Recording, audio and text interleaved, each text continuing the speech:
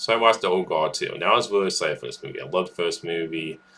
The only positive I have to say about this movie is Charlie Theron and Wesley Cass do a good job for what they're given to do in this movie, but they're not given much to really work with in this movie compared to the first one, in my opinion. Like, I was really excited to see a sequel to the first one, to see more of these characters, more of this world, and the cast just aren't given anything to really do. Even Charlie Theron, who's a great actress, the characters to me were much more interesting in the first movie, and I felt like the plot was better in the first movie. Like, this just feels like a lazy, crappy streaming movie to me, where the plot's generic, the action scenes are bland in this movie. Like, to me, the first movie had some great action. This one, I felt like the action was just bland. It was choppy with the action when it comes to editing, and just the story was just so generic and boring. And just nothing about this movie really worked for me personally. The plot is just lazy and generic, like I said.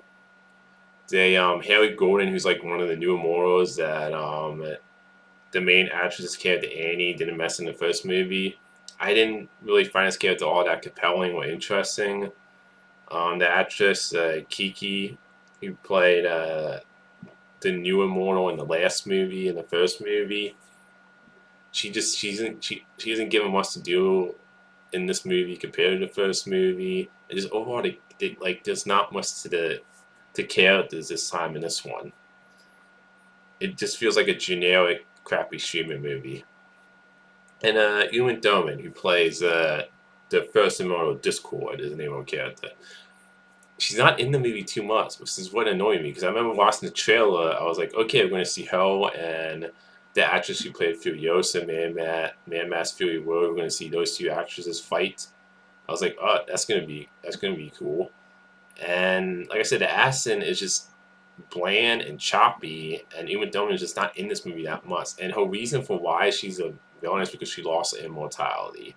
So she wants to get her immortality back, and she figures with Kiki, that actress, with her character that became part of the group in the first movie, they do this whole thing where it's like if she like since she's the last immortal and Uma Thurman is the first immortal, you just whole thing with the actress Kiki Real character, if she like cuts somebody, she takes away their immortality or something like that, and then that person can really give their immortality to somebody else.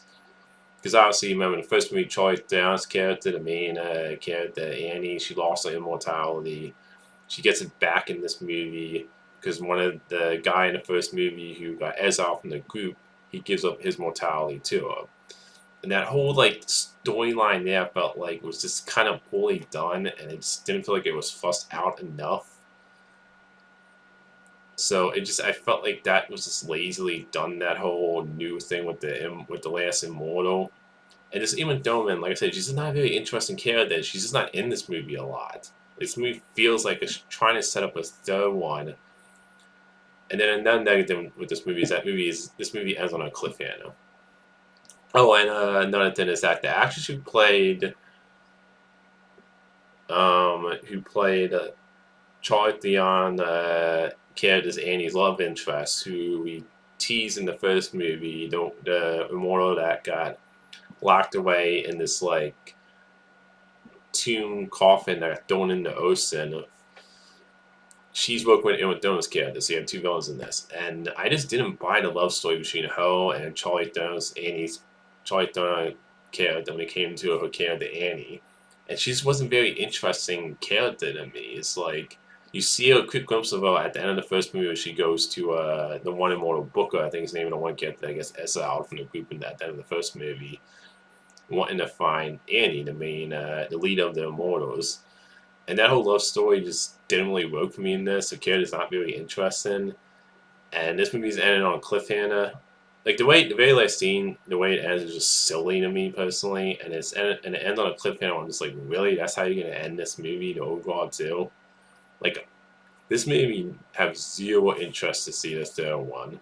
And I think it's just really like bad how this is handled with the cliffhanger of this movie, because it just the last scene come off silly, and it ends in a way where you just like, what the hell was that? It was just stupid, and that's how the ending of this movie I thought was dumb. So yeah, I would say just don't check out the Raw 2. watch the first one, skip this sequel. To me, to do a third one, I have like no interest, and it just sucks because I love the first one. I think this had the potential to be a really great franchise, and this felt like a sequel that was just lazily, poorly, and just some boring, bland, generic. It felt like another crappy streaming movie.